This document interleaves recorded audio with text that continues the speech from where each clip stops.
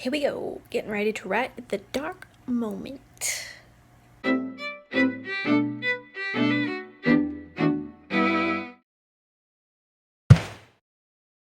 Also, like, my chapters, like, I've got so many more of them. Like, normally I average around, like, 16 to 20 chapters, but my chapters are, like, way shorter, so this is, like, a ton of chapters. But that's okay. Just experimenting with shorter chapters this time.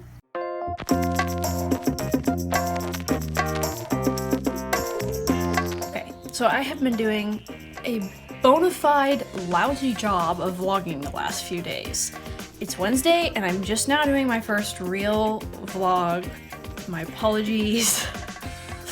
Keeping up vlogging for a month is actually harder than you might think when you're not used to doing it. But anyway, I've passed 30,000 words, and I've passed the halfway point, which you heard me mention in my last vlog. But there's a problem, because I went to purchase the item that I was going to use to reward myself for hitting the halfway point, and the one size that they were out of, and it's a seasonal item, so they're not going to get more in that I know of, was sold out in my size. So I could call the other store and see if they have one. It was a shirt. It was like a thermal type shirt thing, but yeah, they were out of my size. So I don't know. I'll either come up with plan B, or maybe one of these days I'll get around to actually calling the other store and seeing if they still have it. But I have been consistently writing for the last few days. I have had more homework this week than normal, so I've just been trying to kind of knock that out a little bit at a time, because I am taking one college class online right now. So I am approaching the climax, which I have been for a while, but for whatever reason, kind of the post midpoint stuff, kind of once you start hitting the dark moment, the aha moment forward, that stuff always happens in my writing so much slower than I feel like it's going to. And in this case, it's actually a good thing, because theoretically maybe I'm getting more words in, because I'm still barely past 30,000 words. And y'all, it's supposed to be a 50,000 word novel, and I'm already past the dark moment and aha moment, and I'm barely 30,000, I'm like 33,000 words. And that's kind of a problem, because, I mean, fair enough, hopefully it'll end up being at least 40,000 words by the time I'm done with the current trajectory, but even 40,000 words, I mean, that's, not the end of the world, because, hey, the point of NaNoWriMo is, just get a story written, and, even if you don't hit 50,000 words, you've still gotten a lot of writing done, but 40,000 words is barely novel length, and, I really wanted this story to be a novel. And hey, not the end of the world if it's a novella, but hey, I really wanted it to be a novel. And I feel like I haven't researched this specifically, but I feel like since it is technically a fantasy novels, I feel like are usually expected to be longer, relatively speaking. So yeah, I definitely would like this book to be at least 50,000 words. But I'm not completely sure if I don't hit 50,000 words what I'm going to do. If I'm going to go back and see if there were any, like, threads that got left off, or if I want to create an extra subplot with a side character, or what I'm going to do. But, yeah, going well so far, but having serious concerns about whether or not my book's going to be long enough. Oh, man. So I'm kind of finishing up a writing session, and I was just looking through some of the earlier stuff that I wrote, like, quite a while ago, relatively speaking, and I just got such a laugh, because I've done so much research on, like, sailing, and sailing's a central part of the book, but you can definitely see the kind of historical fiction sailing stuff coming out occasionally in the work, which is kind of nice. It's also nice to have something that's other than medieval fantasy, and it's hilarious because I have the head of the ship, the head guy of the ship, they don't really call him captain in this instance, but he's like, prepare to reef, I don't know why I'm doing a British accent, but it was like, prepare to reef the mizzen, I hope I'm pronouncing that correctly, after I turn us to starboard, alright, lassie? I'm like, Careena, nobody's gonna know what reefing the mizzen is, except for you. Maybe you'll need to explain that later, but it's hilarious. And in case you're wondering, reef would be like to draw in the sail, and mizzen, I think it wasn't the main sail. But yeah, it was fun. I'll have to double check that I used them correctly, but it was fun as I was writing to just throw around some sailing terminology. And throughout most of the book, like I defined starboard, and which is, right side of the ship. But yeah, I thought that was pretty funny. You see the historical fiction and sailing terminologies part of me coming out, which is a lot of fun. It kind of makes the story more believable, but yeah, I just got a big kick out of that. So, I found my size of that shirt today, only it's actually not my size. At a different location I found it. It's way too big, and it's scratchy. Remember the days where we could try stuff on in the store? Oh, the things that we need to not take for granted after we're done with this COVID thing. It's really given us a new sense of appreciation for the conveniences that we have, right? But yeah, oh well. I might figure out something else to get as a reward for passing 25K and 30K, but I might just forget about it. So, but I think I'm finally cracking a code with that central side character I've been telling you about. So, I was writing today and he kind of made a turn.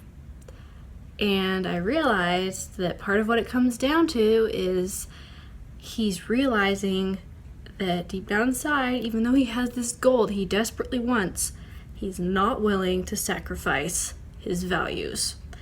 And that's been very interesting because when you compare that to my antagonist, who, like I said, has been going after a good goal the wrong way and kind of is making more bad choices the farther we get. And even things he hadn't planned on doing, he's compromising. And it's interesting to see how both he and the antagonist have been viewed similarly in the protagonist's eyes throughout the book.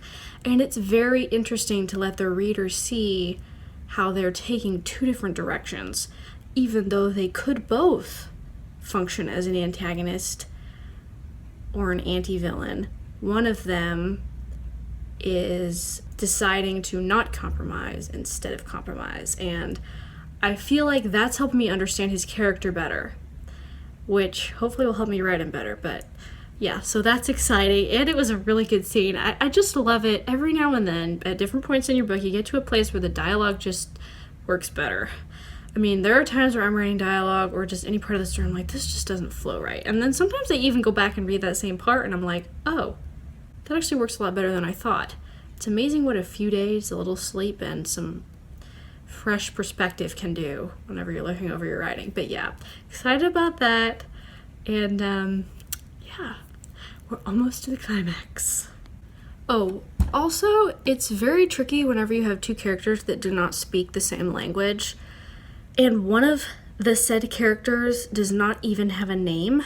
It is so hard to keep them straight, even if you pick one of their perspectives to talk about the other person from. At some point, it's bound to get confusing, and I'm doing the best I can, but it'll probably need some tweaking, and I may need to adjust some things earlier in the story so I can more clearly identify who's who. So, yeah, that's something I've never done before. I mean, I've done, people that speak other languages, but it's usually more in like we have an interpreter, or I speak two languages as the main character, and not me, but the main character speaks two languages or whatever so they can communicate. But this is totally different. So it's been an interesting experiment.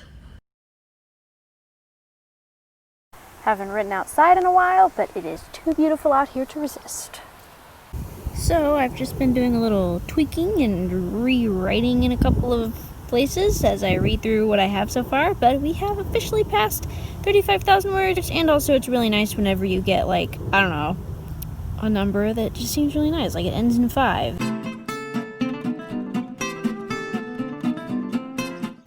37037. I love it when it makes a nice even-sided number like that. Well, I got about half of the writing done today that I need to get for the day, so that's good. I'm kind of at a part of the story where they're really just doing things, not a lot of exciting stuff is happening. I tend to get that kind of right before the climax, or whenever you're setting up the climax. There's inevitably something that always takes longer than you expected. They have to do something, they have to get somewhere, and I don't want to just like cut it short because I need the words and I don't want to confuse the reader. But yeah, boring. And yesterday I didn't get that many words, but that's okay. I'm still staying on top of things. But yesterday I had some things come up that I was not expecting, but hey, that's why I worked really hard to get ahead, so that way if I had a day where I missed my goal by, several hundred words, I'd still be okay. So yeah, hopefully I can have another writing session later, but I'm gonna take a break now and do something else. Am I still a few hundred words short of today's goal? Yes. Am I procrastinating by watching videos and looking at Pinterest before I go to work? Double yes. Okay, so checking in on my habit tracker for the week. Dun da da! I finally improved my grading habits, even if it was only by 1 day. Hey, I made a concerted effort and I did it. Crafting, that doesn't really matter.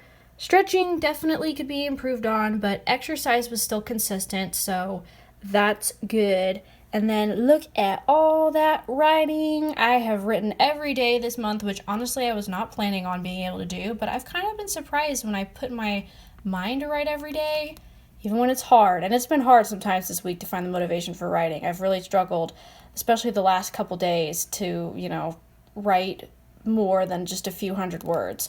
YouTube, that's about the same. That's fine. But yeah, definitely glad I improved on that. I really wanted to make a point to do that this week. So, we're doing good. So, I hope you've enjoyed this vlog. There wasn't anything particularly different or exciting about it compared to my other vlogs, but I did have those kind of character revelations, for lack of a better word, kind of figuring out my characters more, and so that's good. So, stay tuned because next week is going to be a crazy week. But more on that in the next vlog, and as always, stay tuned on Instagram for my NaNoWriMo writing sprints. So, thank you for joining me on my NaNoWriMo journey thus far. Have fun, get out there, and write the story that God called you to write. I will see you in my next vlog. Bye-bye!